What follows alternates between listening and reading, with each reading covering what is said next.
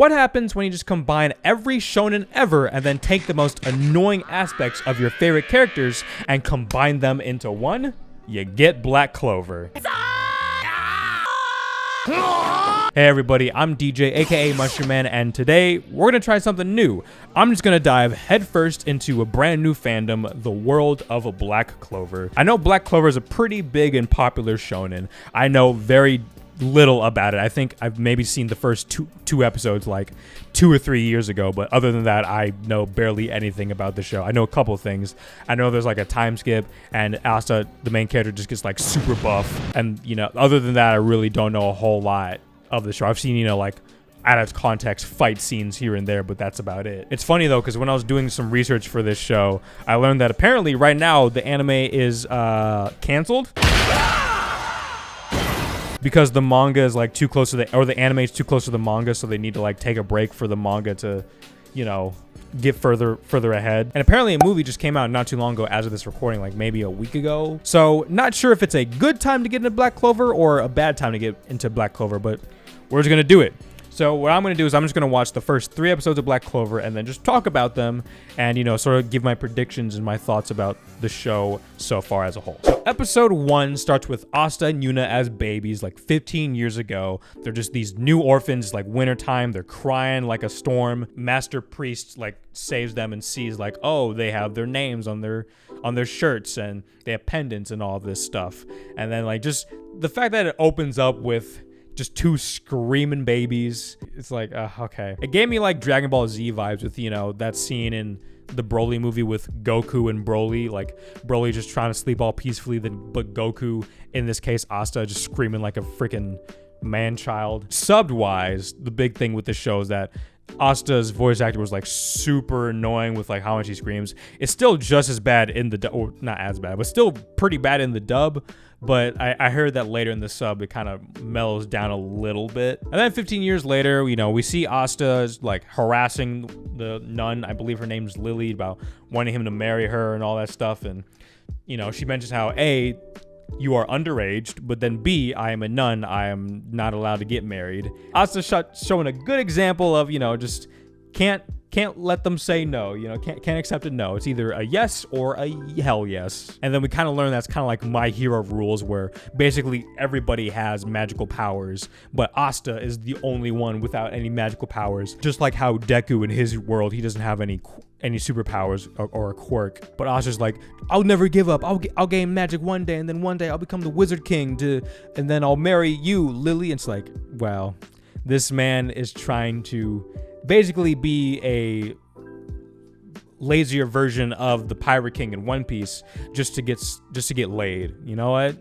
I respect it though. Like, it's one thing to have a very hyper main character, because we already have that with a bunch with like Naruto and Luffy. I don't know, something about him just like way more annoying about it. I think what it is that like, even though they can be hyper, Naruto and Luffy can at least have their chill moments, but Asta just nonstop, never ending, just like ADHD off the wall, crazy 24/7. It's like, okay, all right. And then we get the complete opposite with Yuno, basically just like a very just quiet, perfect main character kind of status. Just like everybody loves him, he's the best, he's the prodigy, but everybody hates Asta because he's lame and doesn't have any magic, you know.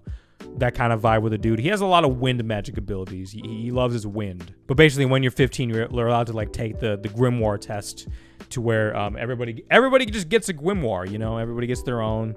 And I'm not really sure how grimoires work. Even 3 episodes in, they still haven't like fully gone into like, this is how grimoires work. Because when I was watching this, it immediately gave me like Zatch Bell vibes. In Zatch Bell, you know, they fight with these magical books that your little 8-year-old kid gives you with magical powers and shit. Does the book, because they already have magical powers without the books, so like, does the book enhance their spells? Can they learn new spells? Is like each page its own spell, like in Zatch Bell? Or like, how do grimoires work exactly? Like, that's the thing that I'm most curious about so far, is like, what's the power system? How does this work? You know, like, anytime I hear, I want to become the Wizard King, like, this dude literally straight up just ripped off One Piece 100%. Didn't even like bother trying. Like, basically this is One Piece plus Fairy Tail plus Naruto. But yeah, everybody gets their magical book, and then, oh, Mr. Perfect, he gets the 4th Leaf Clover book, which is apparently the exact same book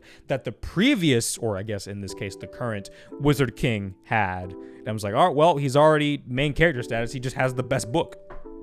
Why is this show still going? He's already the Wizard King at this point. Like, he's basically just already halfway there. It's like, you have the book. It would be like starting a Final Fantasy game with the Ultima weapons. Like, you're already as strong as you can be. Like, what more do you need? But then, of course, sad Asta doesn't get a grimoire because he doesn't have any magic. And then everybody just makes fun of him and all of that. And with that point, I kind of feel bad for Asta. Even though Asta's like super annoying, you gotta at least appreciate and respect his mindset of just like, no matter what, I will not give up. Constantly being made fun of for 15 years, but you know what, I still believe in myself. It's respectable. That's definitely something you gotta respect about Asta. He has that shonen protagonist spirit. He's just very annoying about it. But then we gotta get some bad things happening. So is confronted by these like very pompous magic dudes who are just like, we should be the main characters, we should be having the book, the 4th Leaf Clover book that you have, you're not worthy, you're just a commoner, and then they immediately get attacked. This magic thief guy who used to be like some knight's guard or whatever, but he got banished or whatever because he did some mean things, and he has like chain powers, and he stops because even though has like the strongest book in the show at this point, apparently he doesn't really know how to fully use it. Like, he's new to the game, so he gets his book stolen immediately. And then Asta comes to the rescue, no magical powers, gets his ass whooped. So Asta says like, hey, if I can't use regular magical powers, I'm just gonna sell my soul to the devil and just get a black 5th Leaf Clover book, because apparently 4th Leaf Clovers is like, good fortune, good luck, and all these things, like very positive things. But a 5 Leaf Clover basically just like, yeah, so that's just Satan. Like, you're just buddies with Satan at that point. It's like, oh shit, okay. But then it also kind of made me think like, oh shit, is that where the name Black Clover comes from? Like, that's what Asta's book is. Like, Asta has the Black Clover. Is that what that is? I didn't even think about that until after I watched like 2 episodes. Like, hold a minute. It's called Black Clover, the 4th Leaf Clover book, the 5th Leaf Clover book, and it's black. So yeah, that makes sense. So in episode 2, we continue the fight between Asta and the thief. Before that, we get a flashback 10 years ago when they were 5 of like basically how and Asta wanted to follow their dreams to become the Wizard King, and how they became rivals and all that stuff. In their flashback, when they're 5 years old, they don't look 5 years old. Like, they do not look 5 years old. Like, they look older than that. They look like they're at least 10 years old. And then the nun Lily sort of, shows them like, this is the story of how this guy became the Wizard King and how cool he is. Then Asta's like, I want to be the Wizard King so that way I can marry you, Lily, and then also so that way we don't be poor anymore. And to show that anybody can follow their dreams as long as they work hard, which is not true. Partially one of the reasons why Asta wants to become the Wizard King is so he can, get a girlfriend, which is funny. But then, his main reason to show that like even some basic commoner peasant can achieve their dreams if they put in the effort and all that stuff and never give up. Very shonen-esque, and I like that. Was like very timid and shy and like basically 24/7 on the verge of tears and all that stuff. Just like, the whiny character before becomes the really edgy kid. Their father figure, the high priest or whatever, is basically just like, hey, I need this letter delivered because we got to get some food for the winter. Hey, small child, can you go venture out and go deliver this letter? I could do it, or I could get some other adult to do it, but I'd rather entrust it to a small child. That scene made literally no sense to me. Like, why why did you make this 5-year-old timid kid who's like on the verge of crying 24/7 go off to deliver this letter out in the snow in the dark, when you could just like either A, you do it yourself, or B,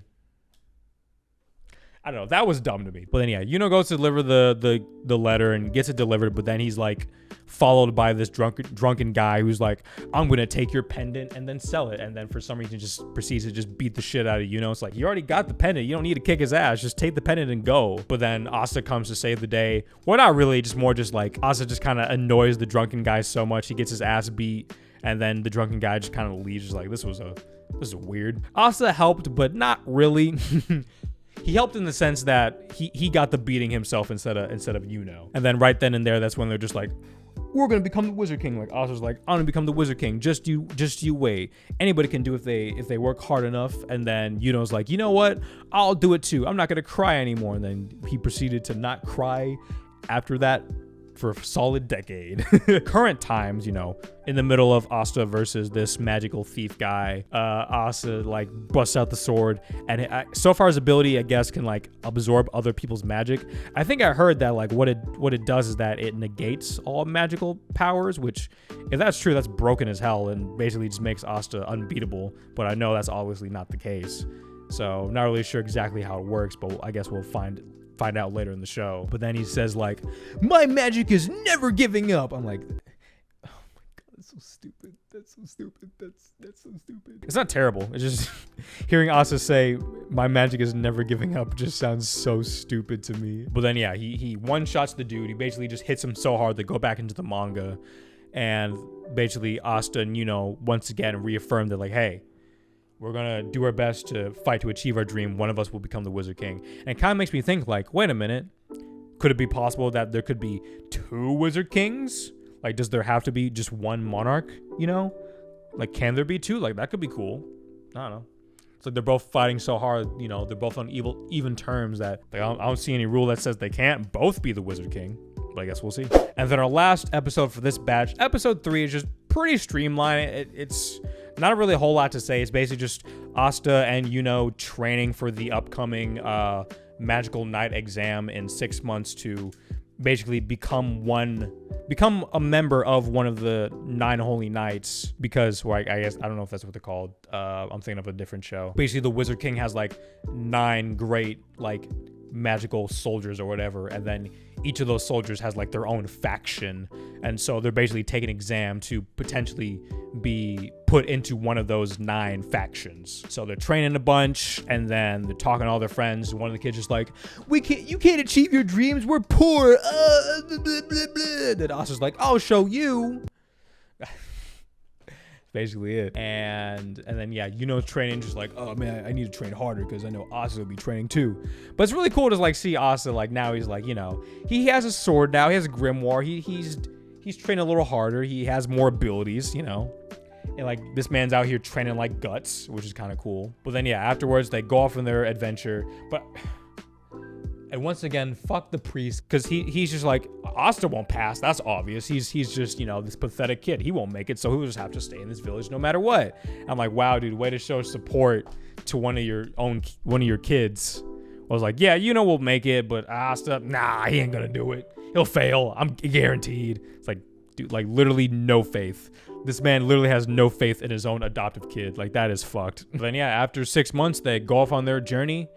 And it kind of gives me like Pokemon vibes, just like, you know, when Ash left Pallet Town and is in the Cerulean Forest, because they're basically just in a forest and all that. And then at the end of the episode, they make it to they find the kingdom and then head off to the kingdom. That's basically the end of the episode. So one thing that I kind of find funny with all this is like seeing, like back in episode 1 and even in this episode, like seeing everybody doing their chores solely with magic, whereas Asa just like doing it by hand. Is like, man, magic made everybody like super freaking lazy. And then it kind of made me think of the joke, just like, you know, the whole joke of just like kids always on their damn phone, but then with this anime it's like kids always on their damn grimoire. But yeah, all 3 episodes in, and it's pretty standard shonen stuff. You know, we meet the main character, he's annoying as shit. We get a little bit of his flashback and his goals and why he wants to achieve those goals. His rival character, we don't got okay, the nun is like, I feel like she's the fake love interest. You know, it's kind of like the temporary love interest until like the real love interest starts. Because I know there's this girl with white hair. I feel like she'll be the real love interest for Asta. But the nun is like the preliminary ones, like the starter one, like, you know, with Naruto and Sakura, you know. But yeah, that's how I feel about the first 3 episodes. So far, I think it's just, you know, standard shonen. Seems fine. I'm sure, you know, most shonen anime kind of take a while to build. This has 170 episodes, so I'm pretty sure like 50 episodes in, it'll be like really solid, pretty good. I'm also excited to see where it goes. I don't really have many predictions, just, you know, the main thing that I want to know is like, I want to know more about how grimoires work. Like how do they work in the world of magic? Like what do they do for a magic user? I want to learn more about Asta's powers, and then the faction he eventually joins in, because I already know, you know, the symbol and like the faction that he joins in. I don't know its name and the characters in it, but I know he eventually does join one, and it seems like Yuno joins a completely different one, because in the opening Asta wears like a black like cloak, and then Yuno has more of a like a light brown, or I don't know what color that, beige? I don't know what color that is. Clearly they're both in different factions, which makes sense since they're rivals. So yeah, I'm pretty interested to see where the show goes. Slow build, but you know, that's standard for most shonen. But yeah, can't wait to see what happens next. Let me know what you guys think about Black Clover and all of that. So what I'm gonna do with these types of videos is it won't be a full-on like just standard reaction, like live reaction videos like you see, because for me, I'm not very good at live reactions, because I'm just like, I don't really like do major reactions and things like that. And majority of the time, whenever I'm watching something, I'm usually doing something else. Like, unless it's like something really hype happening at all times, like I'm never gonna have like super crazy off the wall reactions. So reaction type content is usually not my thing, because of the fact that like my reactions mainly just aren't that interesting. Like, let me show you a full uninterrupted minute of just like my reaction to one of these episodes. Oh shit. So he basically absorbs others' magic. Oh shit, back in the manga.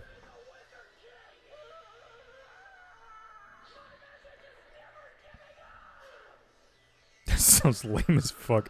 My magic is never giving up. Okay. Gotta love when you punch someone so hard they revert back to manga form. So I think what I'll do is like, as I'm talking about these shows, I'll sort of like, if there's any hype moments, I'll show my reaction for a little bit of that. But yeah, let me know what your guys' thoughts of Black Clover and all of that, how you feel about the show. Thank you guys very much for watching. Like, comment, subscribe, the whole YouTube shebang, and I'll see you in the next video. Bye.